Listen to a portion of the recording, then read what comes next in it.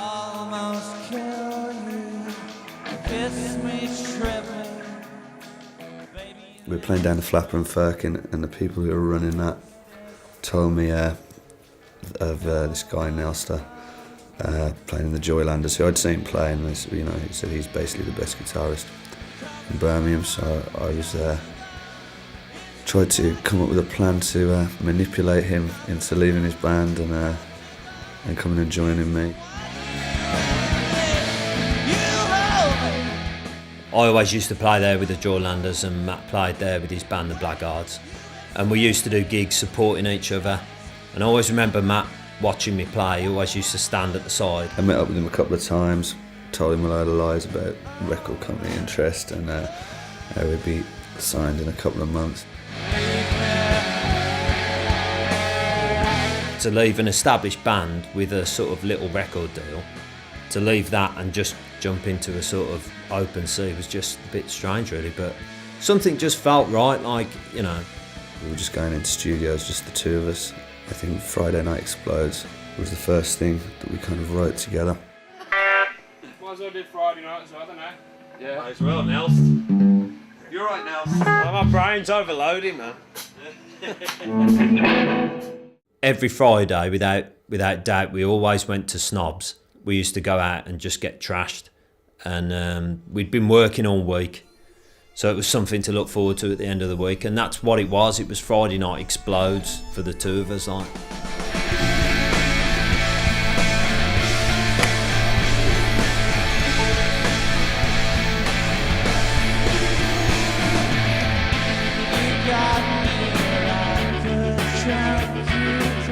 I think I know this guy that I've seen playing a band. I don't actually know whether he plays bass or not, but he looks amazing, and if we're going to try and get somebody involved, I think we should get him involved, and that was Robbie. I remember being at a nightclub in Warsaw, and I got to admit I was quite drunk, and for some strange reason I was in full drag. I hung around all night to about 12 o'clock. He didn't show, and I just thought, this is going to be a waste of time.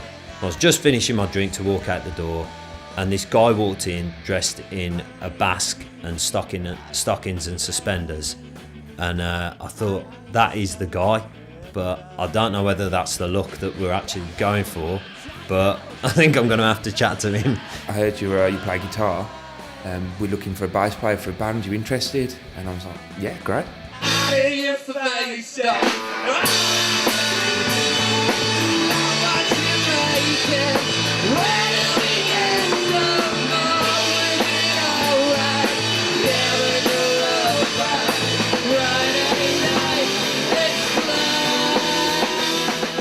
We were holding bass auditions, and Robbie turned up, and he was the first guy to turn up, so we had the audition, and he says, yeah, great, that's brilliant, can you just wait outside now, we're just going to try a few more people out.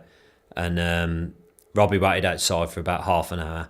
Me and Matt were just sitting in the room, no one else turned up, so Robbie just put his head back around the door and he just said, looks like I'm in then, guys. That very night we went out and kind of celebrated getting Robbie, and then there was a guy in there called Dan who Robbie knew, and he said he plays drums, and he was like this little guy with this ridiculous kind of ginger goat beard thing. When I met him in the pub, I probably didn't look like the most likely candidate for joining this, this cool new band. And then he turned up, and he'd shaved it all off, and then he had this just like hair put with soap like into massive points. I was seeing this guy at the time, we broke up. So it was a bit of a kind of like end of one chapter into another, and then I suppose I just decided to make a clean break, really, and it just seemed to, that was just the way it manifested itself. We were all working normal jobs, was labouring on building sites at the time, and but we'd still make sure that we got together nearly every night to rehearse.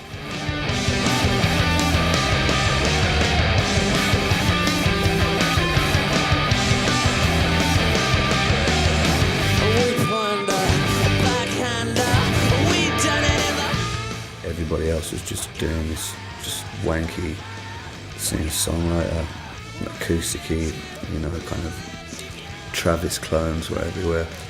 at the time. We just wanted to do something that was like exciting and look as ridiculous as possible, and you know, people would remember us. To get a record deal back then anyway, the only way to do it was to have 3 killer songs. You know, you had to have songs with amazing choruses. Watching the rehearsal, it was just a perfect band, really. You want me to Clash? Yeah, they gave me a 3-track demo, and then so certain people, I just like took like one track, and just like a little soundbite for a few A&Rs, and then he went a bit bananas.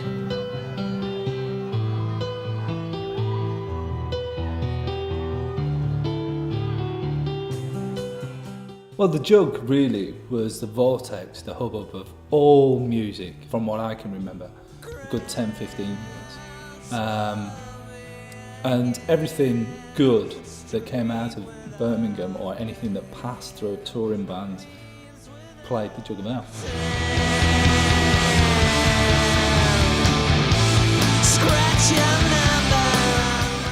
At one point, the one week we were showcasing Tuesday, Wednesday and Thursday night in a row. And I remember we had like a big sale sign up as the backdrop. They were having to get trains up from London. We said, if you want to see us and you want to sign the band, you've got to come to us. For the next few weeks we were like meeting people from labels and, you know, getting taken out for dinner.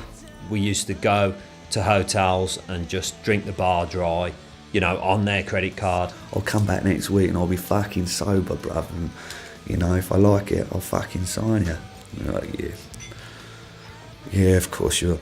It's changed a lot now, but back then it was all about that, you know. It was about how can a record company sell you and make money from you. I think Mercury, Polydor and Universal all offered the same deal to us. It was quite a good moment, because at the time I'd been out of work as well, no labouring left. I wasn't very good at it, who knows. And then I was signing on the dole at the time. I mean, then obviously it's, you know, it's just like a massive kind of shock to the system, and it's all very real.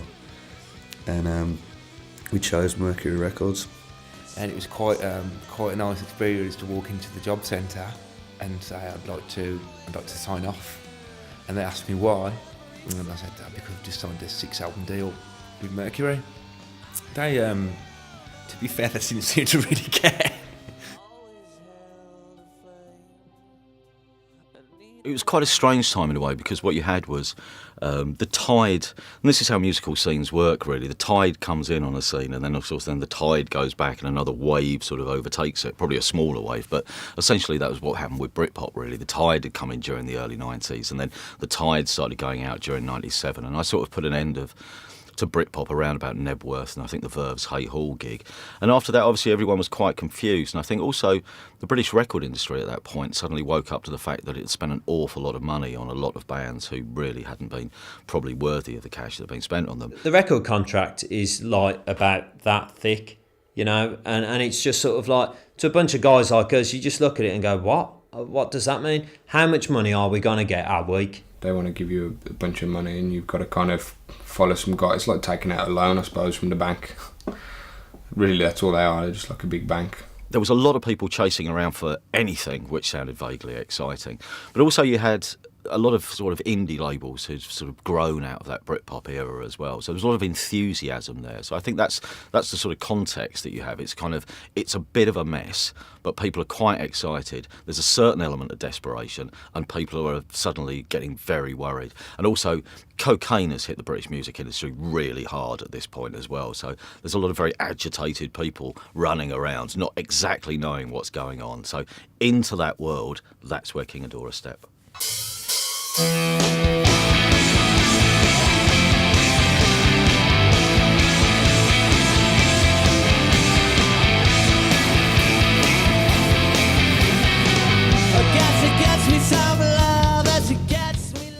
went up and down the country, even though we've just signed to a major label, we're still up and down the country playing to a few people, but to be able to have the opportunity was what helped us. So we definitely had the swagger and rock and roll arrogance, which basically we need in the band. Fucking hero. I'm the hero and you're absolute star. from day one, we sort of said we just want to go out there and play live, and I think from the off when we were first signed, we was out working. It's that working class thing. I think I'd heard Bionic and I'd heard the Law, and I was out at a gig, and a guy called Darren, who runs a label called Fantastic Plastic Records, actually, while there was another band, I think, on stage at the time, started air guitaring the Law in front of me, as if he was, back in his bedroom and 15 years old, and just shouting the lyrics of the Law and saying how good this band were. One of the first bands that we played with was the Blue Tones. We did a couple of gigs with them in London. When we supported Manson, things started taking off a bit more for us. That was exciting to play with a band like that in a big gig. We'd never done like big venues, They were very immediate in the way that bands who come on, play for 30 minutes, thump you over the head with a load of melodies and then, leave, always are, really. I think there was one show we did once, which was like a headline gig, and we played for about 19 minutes.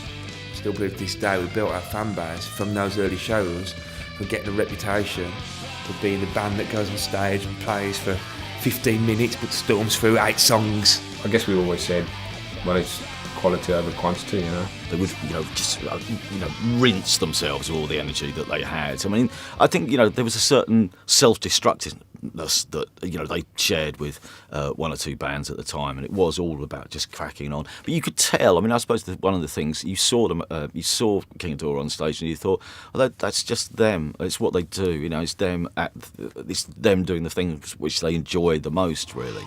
They obviously loved being on stage.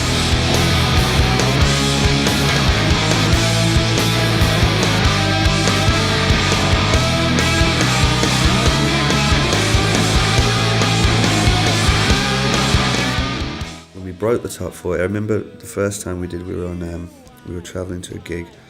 We got it on the radio.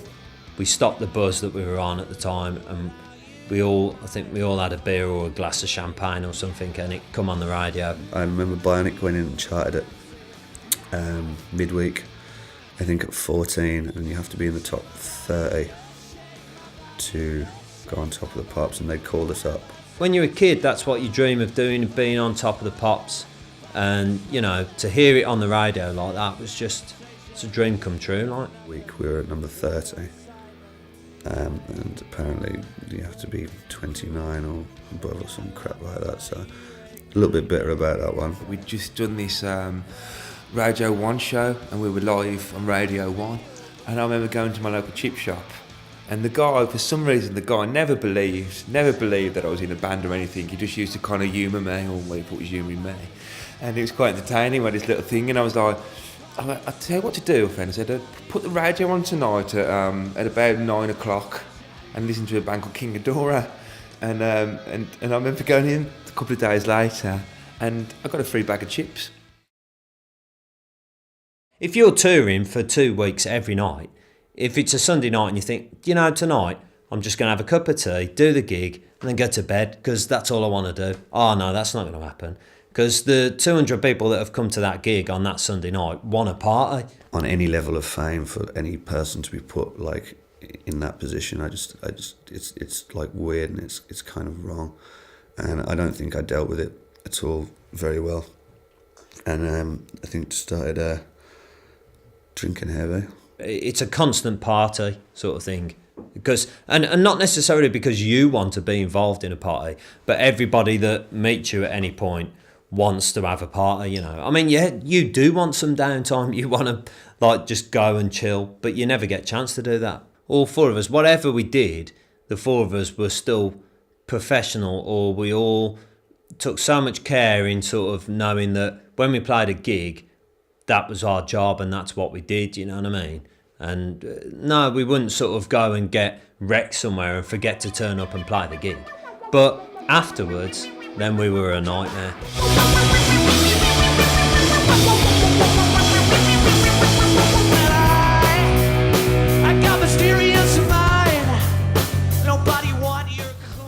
Eyebrows. Right, Fancy it's jumping working. across the border. It's his eyebrows here. Oh, that's his feet. There's his head. Look, the boys are all out here, man. It says Scotland on there.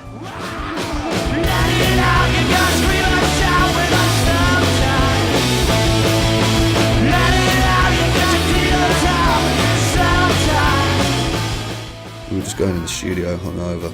It just wasn't sounding very good. I think the record company decided very quickly that they were going to move us elsewhere, and they then decided we'd go to Sawmills in Cornwall.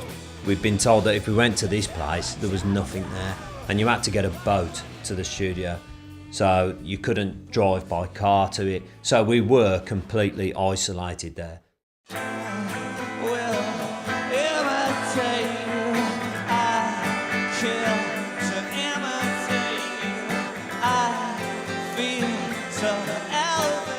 So we drove around this boat into this estuary and then cut up, and then in front of us was Sawmills, you know, and it was just a really cool building where a great studio, and we just knew we were going to be there to record the album, to record our first album, which was exciting. That thing of getting out of town, getting away from the record company, can be a good thing, because sometimes when they're dropping in all the time, it's actually very distracting. I think the bands quite enjoy it down there. We get a very kind of live, vibey sound going, and I think another part of it is just the whole team down there. They treat people like people rather than treat people like rock stars. I remember we had a Christmas dinner. It wasn't actually Christmas, it was for the Melody Maker.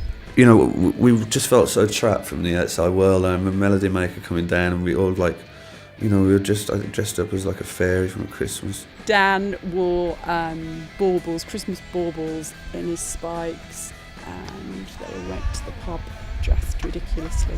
The room I was staying in was quite close to the lounge where we'd been partying, in the kitchen area, and I'm sure I heard Ruth walking in and going, "Oh my God!"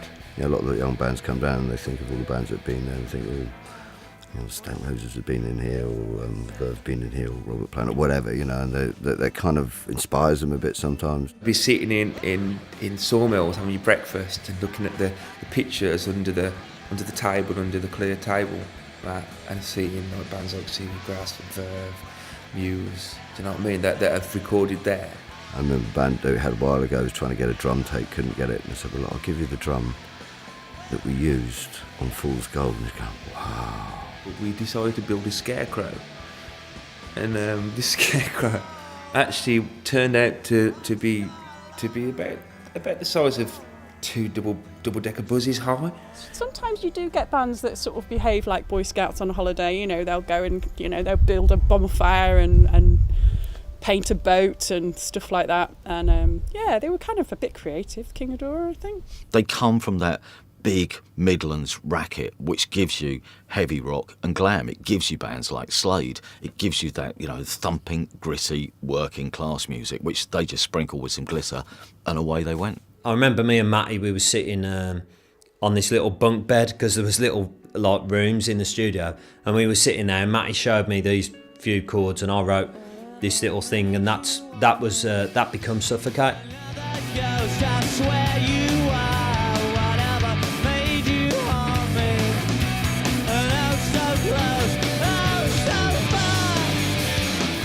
It was a special moment when I first played that little. He played me the chords and I played that little riff to him, and he said, I think that's a good song there. And I says, yeah, I think that one's going to be a good one. The girl who I was with at the time, things weren't all well at all. And most of it my fault, really, because I was too much caught up in the kind of lifestyle of being on the road and kind of really ignoring what's real and what's important. We came back from Japan. I was going to attempt to try and sort everything out in that area, and then if I found out that she died just out of the blue, so that kind of fucked me up even more than I already was. I think I found it hard because I never actually had a chance to say sorry, and I guess that's why the song was kind of so important to me, because I could still kind of convey that. Always wants it, and he was absolutely explosive to the podcast. So it's lucky his band are fucking ace. It's King Adora!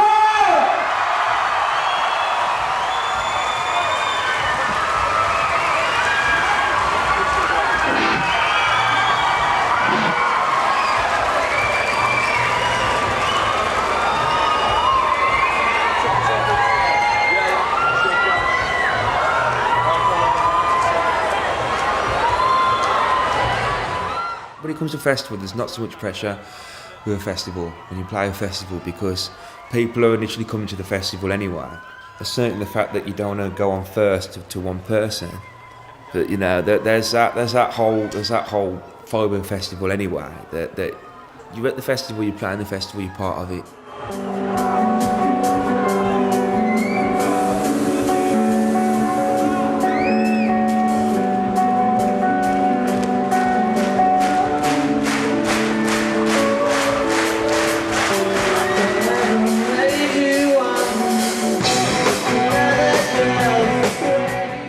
Playing at Reading and Leeds, and the tent was absolutely rammed, heaving, people going mental.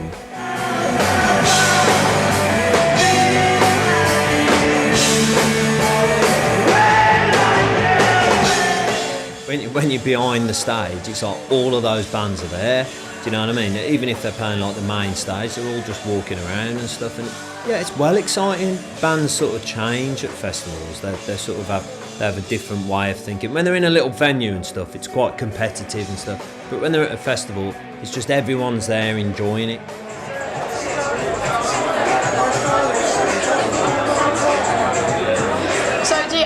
Is it still the same thrill as it was last year, or is it? I mean, were you nervous last year? Is it still the same experience? It's always the same experience. Where are you from? Fantastic, from Birmingham, mate. Where from Birmingham? Also. You know. Yeah. Up and home.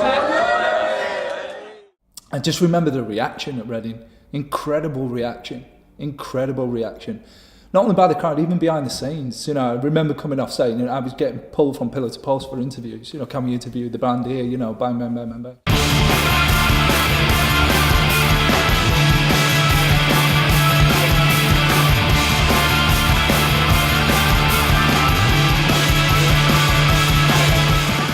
See a magazine which you've read for years, and looked at and learned about a lot of different musicians through that magazine. To see that magazine there with a picture of yourself on it is fantastic. I hated reading anything about the band because it was always like just, I don't know, I didn't really like sort of journalists or like anything to do with those sort of people. If you write in the press that I think this band is shit or I think this band is fucking great, it doesn't bother me. Do you know what I mean? Write what you think. Either way, if you're going to spend the time to write about my band, then I'm happy. They're just trying to dig and find dirt, and I don't know, maybe that's just what people want to read. Maybe people don't want to find out about what a band's really about, because they never seem to ask those questions. All that they seem to ever ask is like, you know, which planet did you come from and all this sort of stuff, and it's just like, what? Melody Maker, we went in basically every week. You know, they really worked well for us. So when they went, it was kind of like things were becoming more difficult for us. A music paper creates, as some websites do now, a sort of community where people go to and feel a part of. And if it's not there in the centre, it's a bit like if your local venue closes down. You've got nowhere to go and meet people, and there's no sort of focus. They were really on our side, you know, and we got a front cover on them. So they were sort of like really backing the band big style. And because they did, I think the enemy sort of turned their back on us a bit. You know, you could try and find other places to get written about in the enemy and stuff, but I think the Melody Maker was very keyed into, you know, bands like King Adora and Kaniki and the bands who, Manson I suppose as well, and a lot of the bands who'd come through who had adopted an audience who probably, well, you know, in my mind, been partly influenced by the Manic Street Preachers. So without that, there was nowhere else really for them to go and read about, you know, positive reviews of the bands that they all like.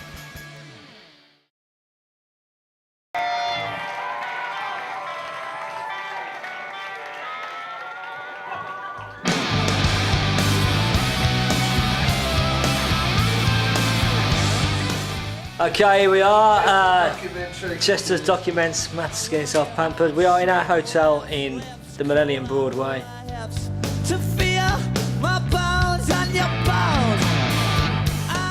When we arrived in Japan, I don't know what we were expecting, but we were just kind of greeted by this mayhem at the airport. It was just like something out of Blade Runner, really, over there. It was just like another world. I mean, I loved it. I loved every second. I was convinced, you know, maybe when you die, you go to Japan. What's going on? I think my trouble says. It's not that big, like you can crush it with your fingers, look.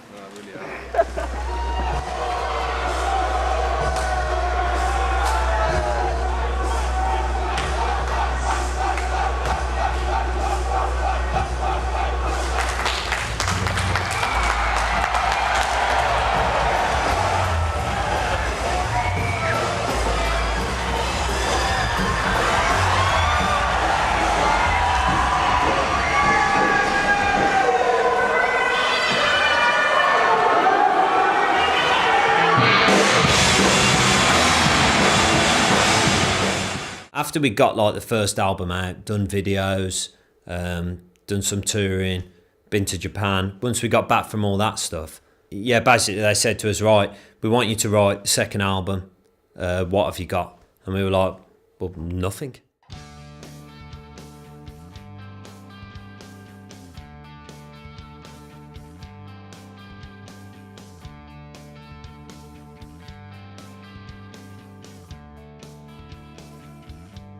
We reached a peak and a point where we got to, and then you know, it was time to do a new album and stuff, and we'd, as a band, we'd worked our fucking asses off. And all that we've been doing is recording, touring, video shoots, everything, not a day off, just hammering it. Like, it's like, well, have you written the second album yet? It's like, what? When? Steve Lillywhite arrived at the label. He was the new head. He said, oh, I'll get back to you next week, get back to you next week, get back to you next week. And he come to see us play at the Jug of Ale. Again, we got him to come and see us play. And we played some of the stuff from, like, all the old stuff. And we played a couple of new tracks that we were working on. He come to see us play. And he sat with us in the back room after the Jug of Ale and just said, basically, I don't think it's what the label are looking for now. That's what the music industry does to bands, you know.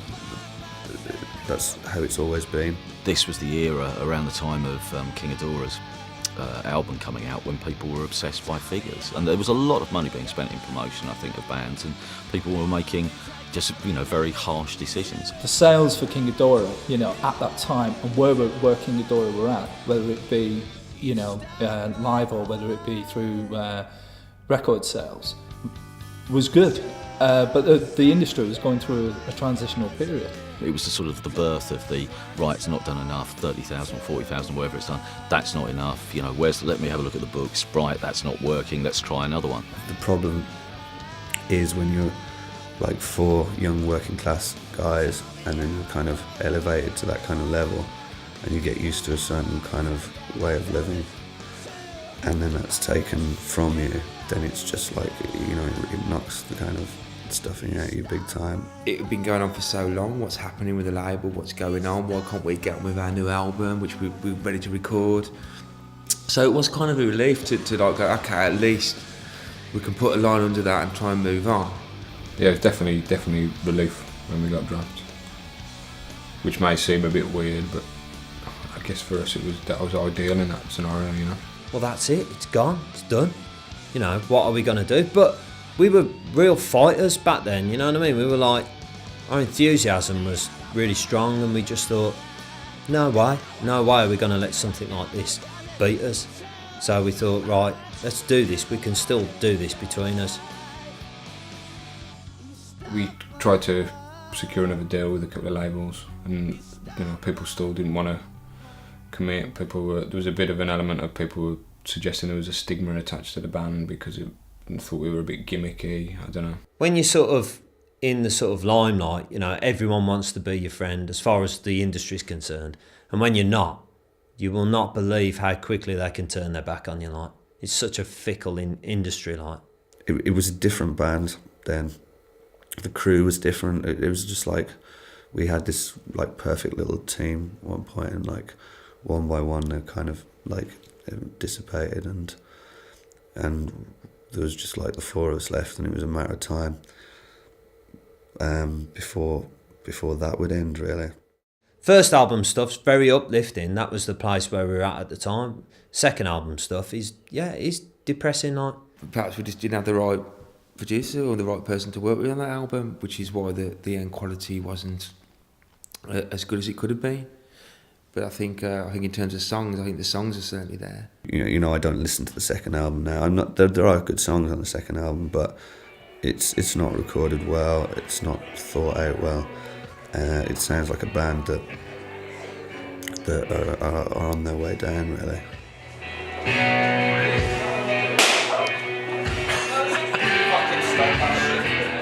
I think upon touring Who Do You Love was a completely different vibe. It was definitely a different vibe for us as a band. We were drinking loads before we went on. I never drank before I went on during the first album.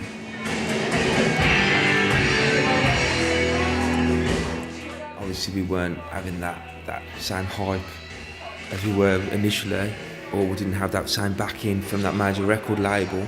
Less people knew about it. You know, maybe people didn't like them because it was a slightly different direction. But yeah, it definitely took a dark turn. Yeah, that was amazing. Do you want to follow this round? Yeah.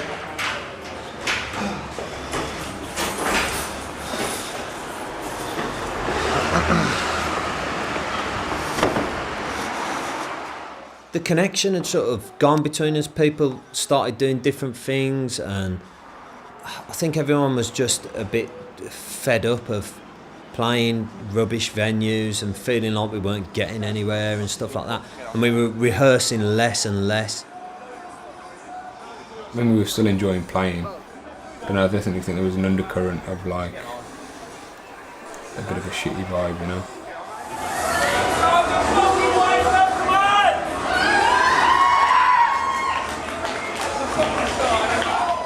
You know, we'd been through a big American wave of bands, and there was the rap metal thing which had become really quite big, and I think that had taken a younger audience who would have got into King Adora probably had it not been there. So they weren't picking up some of the new fans there, and then comes, you know, Britpop Wave 2 virtually with, you know, the Futureheads and Franz Ferdinand and all these bands, and by that point everything's really changed, and your fantastic thumping, you know, glam metal from the Midlands is slightly sort of washed away, really. We'll be showcasing quite a few new songs from our new album due out in mid-September. So if you don't know them, well, you did know the old ones once, you know, so you just got to go through that thing again. This could be massive this summer, it's called Drag.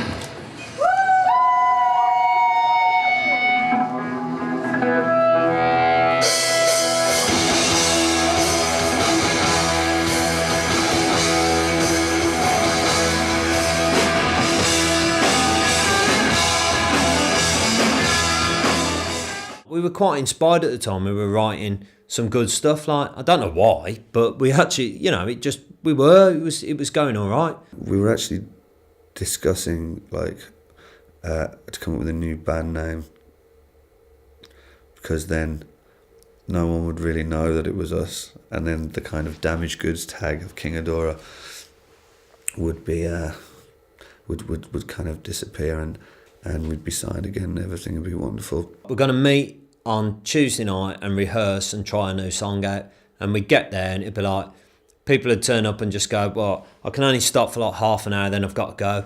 It'd be like, oh, okay then, right, so. And that seems bizarre now. You just think, why would you do that when you're in a band like that? We've been on a roller coaster ride for quite a while, and that roller coaster was changing to a different ride, but I think from what I could see is that I thought it could continue for a lot longer, but other people perhaps didn't see it that way. I got a phone call from Matt, and he said he'd had enough and he didn't want to do it anymore. For the sake of trying to keep these guys as friends and for my own like sanity, you know, this isn't going to work. I think we're in the jug, to be fair, which is quite ironic because that's kind of where it started in a way. And I just think I remember Matt just saying that he just couldn't do it anymore. And I kind of understood. I understood then completely where he was coming from. Just that, yeah, it was time for a change. You know, I remember like when Dan had to move his drum kit out the studio and I had to take it out for him. I remember taking him home to his flat, like, and dropping it in his garage for him. And I remember just saying, like, what, you know, that was horrible, just taking his drum kit out of a studio and moving it to his house. Like, that was hard. I was gutted, you know.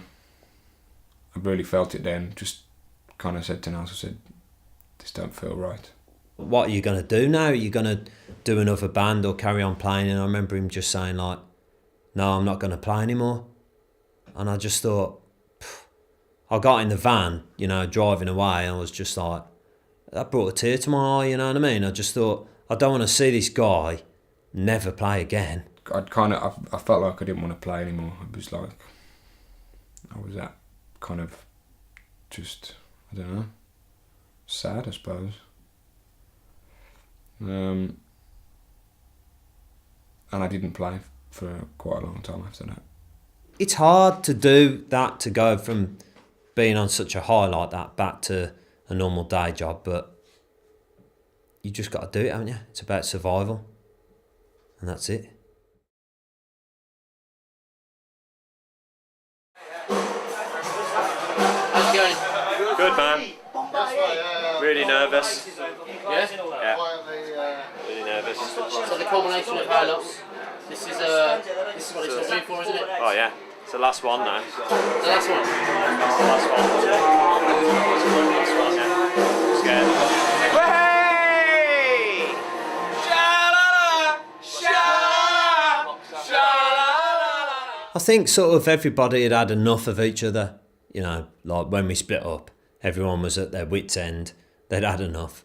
And like when we decided to get the band back together to do these couple of shows, it was sort of like, that had gone, like, you know what I mean? It was time to sort of get back together and sort of just become friends again and sort of try and put the past behind us, like, you know. This came from us, and then we put it out to them. It had to be our decision when we did it, and you know, it was kind of like when we kind of all walked into a room together. It was great. It was really good. We'd spoke a couple of times about reforming, doing a show, and it didn't totally feel right. I know a few promoters have been in touch with Maxi to discuss possibilities of reforming. There'd been a few offers on the table, a few different things. I can't tell you why I decided to say yes or try and get it back. Something just felt right about it. I think maybe I just miss my mates, you know, and the kind of, you know, the fun that we had, really. And it was just like we could do that for a couple of nights. It'd be something special. This is what all these months have been working up to. How are you feeling about it? Extremely excited. Extremely excited. Well, good luck, boys. And I'll see you afterwards. Yeah. All right? Yeah, we're going to kill it. We're going to kill it.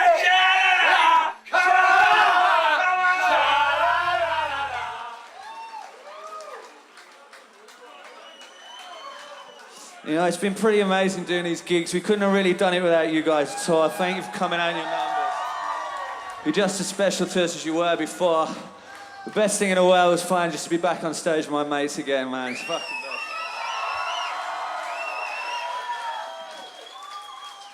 Let's see you scream and shout.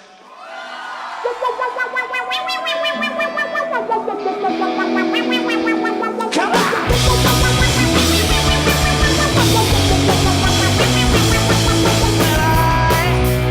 I got mysterious mind. Nobody want your cool. Nobody want your kind. I saw them in Melody Maker and I thought, wow, I like this. And I was about 14 at the time. Nobody want your kind. I still have the old issue of Melody Maker where they're in it. I think it was a Christmas special. Let it out, you gotta scream and shout with us sometimes. Let it out, you gotta feel it out sometimes. You just go, be yourself, and they just accept you. Nobody want your cool. Nobody want your fucking kind. No! Temperature time! It just brought back all the memories and all the love that we have for them. And we got right to the front as well. Quite Rate You album came out and kind of just went from there, and I never got a chance to see him because I was kind of young to be trekking up to London by myself.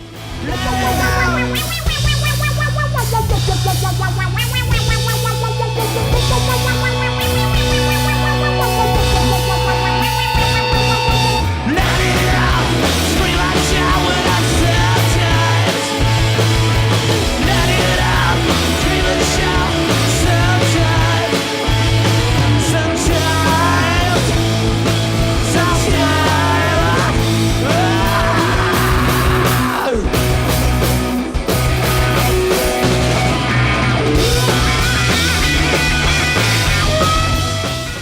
Max is just one of my favourite frontmen of all time.